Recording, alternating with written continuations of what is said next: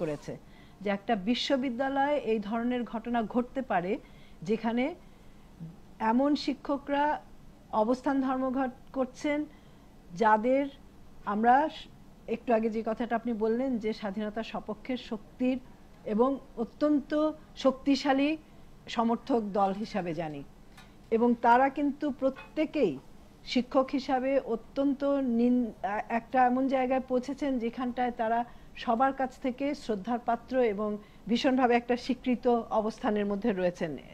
যাদের কর্মকাণ্ডের মাধ্যমে তারা জনপ্রিয়তা যেভাবে অর্জন করেছেন, এবং তাদের অতীত কোনো কর্মকাণ্ড দিয়ে এই কথা বলা যাবে না যে তারা কখনো বিশ্ববিদ্যালয়ের স্বার্থবিরোধী, শিক্ষকদের স্বার্থবিরোধী, সাধারণ ছাত্রদের স্বার্থবিরোধী কোনো রকম কর্মকাণ্ডের সঙ্গে কোনো অবস্থাতেই জড়িত ছিলেন, বরং সবসময় তারা ছাত্রদের পক্ষে অবস্থান নিয়েছেন, ছাত্রদের সঙ্গে সঙ্গে থেকেছেন।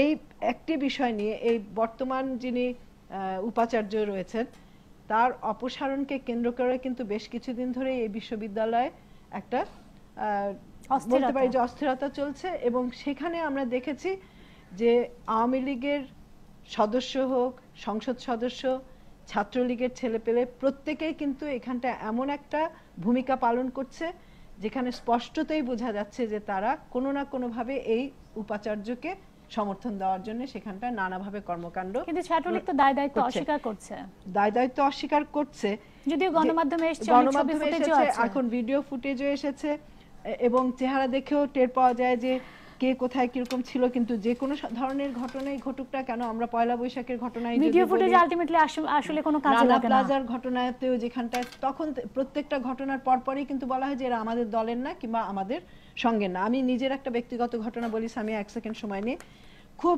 ইদানিংকালে লক্ষ্মীপুরে একটা সংখ্যালঘু সম্প্রদায়ের সম্পত্তি দখলের ঘটনা ঘটেছিল। সেখানে যখন আমরা পরিদর্শনে গেছি, যারা এটার বিরোধিতা করছিল, আমরা এখানে গেছি বলে যারা মোটামুটিভাবে একটু ক্রোধান্বিত হয়েছে, সেখানেও কিন্তু তারা কিছু ছেলেপেলেকে নিয়ে এসছে যারা জয় বাংলা স্লোগান দিয়ে আমাদের সঙ্গে একটা সংঘর্ষের পরিস্থিতি সৃষ্টি করার চেষ্টা করছিল।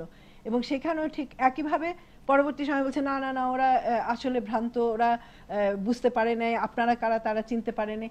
সেই সব তো ব্যাপার না। জয় বাংলা স্লোগান দিয়ে কিভাবে এই ছেলেরা বঙ্গবন্ধুর নিজে মানে বলে যে আমরা বঙ্গবন্ধুর আদর্শের সেনানী, যদিও সুলতানা কামাল, অ্যাডভোকেট সুলতানা কামাল তারা বলছেন যে ছাত্রলীগের সাংগঠনিক সিদ্ধান্ত নয়, কিন্তু তারা বিষয়টি জানেন, তারা সেখানে 20 গজ বা 100 গজ দূরত্বে ছিলেন।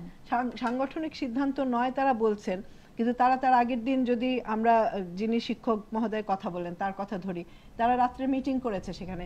সাংগঠনিক সিদ্ধান্ত যদি না হয়, ঘটনাস্থলে উপস্থিত ছিলেন, সেই ঘটনাস্থলে তারা উপস্থিত ছিল, তারা সেখানে এলো কেন? প্রথম কথা, ছাত্রলীগের ছেলেরা জড়ো হয়ে সেখানে উপস্থিত থাকবে কেন, অবস্থান নেবে কেন?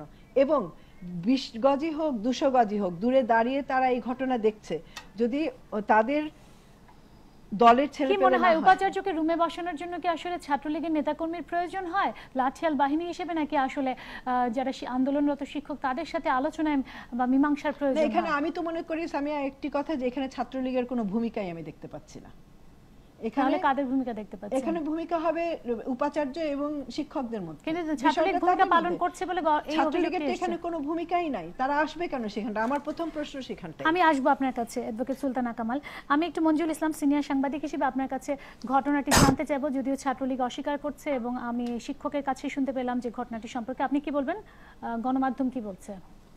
ধন্যবাদ। আমি শুরুতে খালি আমার প্রাথমিক প্রতিক্রিয়া বলবো। অ্যাডভোকেট সুলতানা কামাল বললেন তিনি ব্যথিত, ক্ষুব্ধ, ক্রোধান্বিত। এই ঘটনায় আমি লজ্জিত এবং স্তম্ভিত দুই কারণে। একটি হচ্ছে যে ঘটনাগুলো কিন্তু গণমাধ্যমে এসছে, আমরা গণমাধ্যম কর্মীরা কিন্তু একেবারে এই গত প্রায় 2 বছর ধরে উনি উপাচার্যের দায়িত্ব, সেই সময় থেকে প্রতিটি ঘটনাকে আমরা নিয়ে আসছি। স্পেসিফিক্যালি এই ঘটনা যদি বলি, ঘটনাটি ক্যামেরার সামনে আগের দিনে ধরেন প্রিন্ট মিডিয়াতে আসতো, কার নাম আসছে কার নাম আসে নাই, একসময় স্বীকার অস্বীকার করবার ব্যাপার ছিল। আমি পরিষ্কার বলতে চাই যে এখানে ফুটেজ আছে, যদি ছাত্রলীগ তাদের দায় দায়িত্ব অস্বীকার করে সেই ক্ষেত্রে আমি মনে করি আমরা এখানে আলোচনা করছি, ছাত্রলীগ কথা বলছে, এখানে একজন শিক্ষক বললেন যে প্রক্টোরিয়াল বডি ছিল, তারা নিষ্ক্রিয় ছিল, আইন শৃঙ্খলা রক্ষাকারী বাহিনী তারা নিষ্ক্রিয় ছিল, এবং মূলত বিশ্ববিদ্যালয়টির যিনি প্রধান অভিভাবক উপাচার্য ঘটনাটির সাথে জড়িত, এটা একেবারেই পরিষ্কার। ফলে সে জায়গায় এখন বিচারপতির বিচার করবে কে, যার উপরে বিচারের ভার তাকে নিয়ে যদি প্রশ্ন থাকে তাহলে কিন্তু আমরা এবং এই ভিডিও ফুটেজ অতীতে বহু ঘটনায় আমরা পেয়েছি, কিন্তু ভিডিও ফুটেজ আমি আদৌ কোনো এই কাজ জায়গাটুকুতে দিচ্ছে না। পরিষ্কার করে বলতে চাই, আমি মনে করি যে এই জায়গায় আইন শৃঙ্খলা রক্ষাকারী বাহিনী তারা যেমন তাদের দায় দায়িত্ব অস্বীকার করতে পারবেন না, এবং ছাত্রলীগের এ পর্যন্ত অনেক অর্জনকে ম্লান করে দিয়েছে। যে কটি অঘটন যদি বলি বা কর্মকাণ্ড বলি, এর মধ্যে এই শাহজালাল বিশ্ববিদ্যালয়ে এই ঘটনাটি একটু তাহলে অন্যতম। আমি একটা